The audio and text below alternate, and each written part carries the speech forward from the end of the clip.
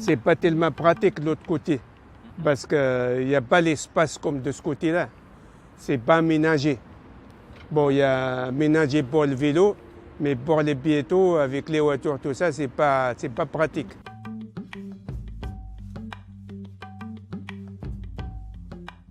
Si on va en aval, c'est quand même, ça devient beaucoup plus restreint, c'est un peu moins propre. Les berges sont moins bien aménagées qu'en amont.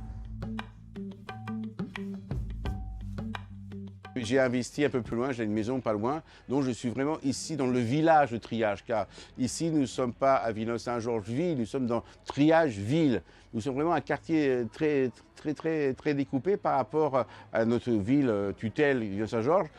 Pourquoi? Parce que nous sommes un peu enclavés entre le ligne de chemin de fer, la Nationale 6 et la Seine. Voilà. C'est un quartier qui est qu'un quartier. Tout se passe de l'autre côté en fait ici, c'est comme si on était à l'extérieur de la ville. C'est comme si on était dans une autre ville en fait. Ouais. Tout ce qu'on voit c'est de l'autre côté qui se passe. Ici c'est rare, c'est très rare. Ça fait 22 ans que j'habite ici et je ressens ça depuis que je suis tout petit. Il n'y a jamais eu grand chose, même pour s'amuser, on a dû sortir d'ici, de cette zone. On a dû aller de l'autre côté du pont, se faire des nouveaux amis, comme aller à l'école de l'autre côté. Ou aller à l'école aussi de l'autre côté? Non, moi au collège j'étais ici, après de l'autre côté j'étais au lycée. D'accord. Donc tu prenais le bus et tout Voilà. ça alors que c'est juste à côté. Alors, en vrai c'est juste à côté, mais ça fait quand même loin d'ici. Ouais. Il y a un bateau qui fait passer. Il est là mardi, je crois, et lundi, un truc. Ouais. Il passe 2 fois par semaine. T'as déjà pris Ouais, on l'a déjà pris, c'est gratuit. Ça nous dépose juste en face là ou ici.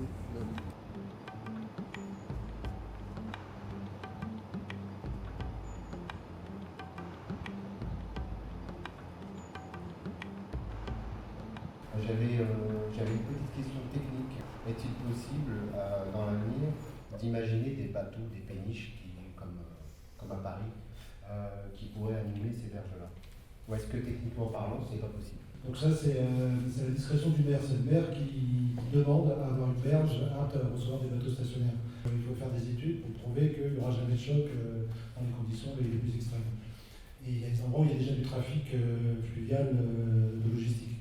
Donc enfin, quand on fait la somme de tout ça, il n'y a pas tant d'endroits que ça, mais il en existe quand même. Et c'est un souhait du maire. Si le maire ne le veut pas, on ne peut pas le faire.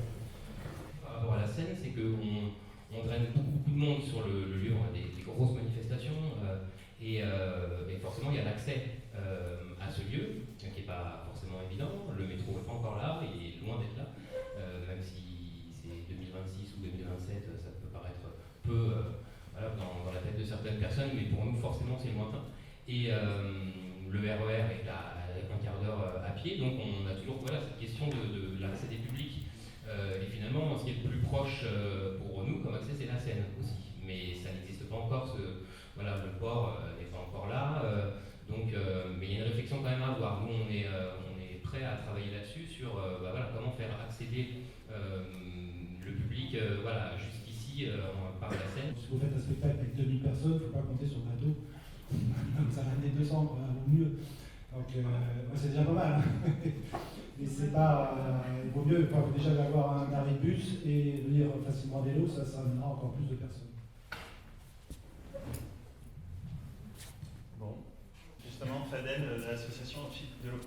Oui, je suis directeur de l'association Fit de l'eau, je réponds à quelques points. Alors, sur le bac, les passeurs de rive, oui, c'est très intéressant. Ça pourrait marcher dans la mesure où on arrive à soit avoir une logique de désenclavement des zones particulière, parce qu'aujourd'hui il faut quand même se rendre compte que la Seine, ça doit être au cœur du territoire de la concurrence, ça reste une frontière. C'est une perception évidente et il faut le dire ouvertement, c'est une frontière. On parle de villes en fait qui essayent d'échanger, de faire un effort.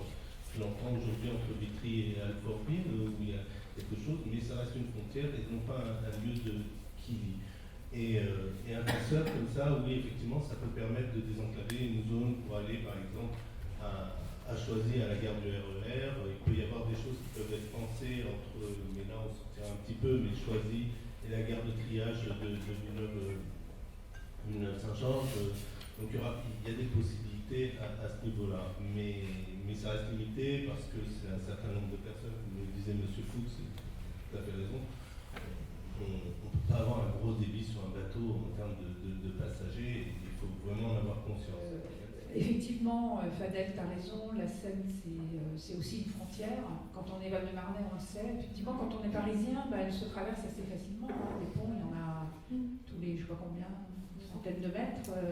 Chez nous, c'est quand même très compliqué, parce que donc c'est vrai que c'est une frontière et que ce qu'on voudrait en faire, c'est plutôt un ruban qui relie les territoires et les hommes.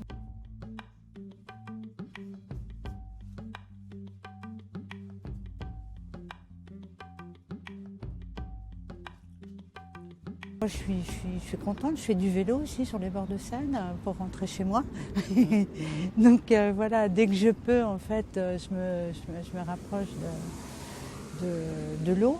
Il y a un projet Eurovial, je crois que c'est Eurovélo, qui part du nord de l'Europe, qui ira dans l'Est et qui passe ici devant. Donc c'est aussi ici le chemin de Compostelle. Et ça, il y a très peu de gens qui sachent que nous sommes aussi sur le GR de Compostelle. Voilà, donc tous ces gens-là, qu'ils soient à pied, à cheval ou à vélo, appelez comme tu veux, on est tout à fait favorable à ce qu'on aménage ces bords de Seine, je suis convaincu qu'un jour, ce sera le passage obligé des vélos, des piétons, et c'est bien dans cet esprit-là.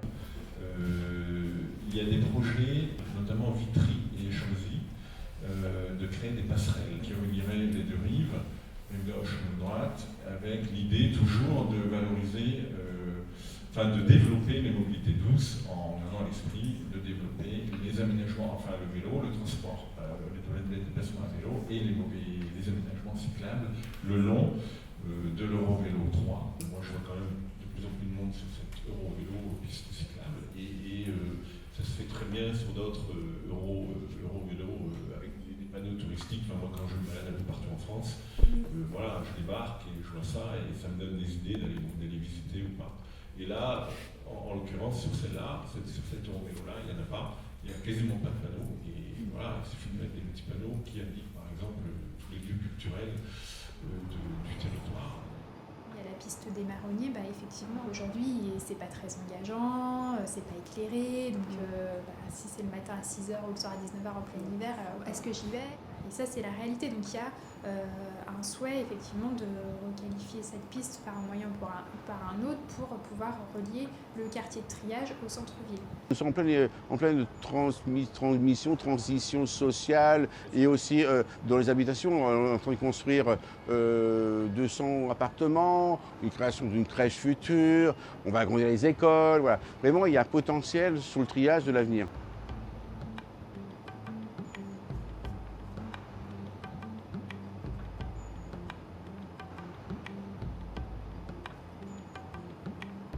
Quand on parle de milieu aquatique, nous on le voit, c'est plutôt l'eau dans la ville, donc on reste quand même dans le milieu urbain.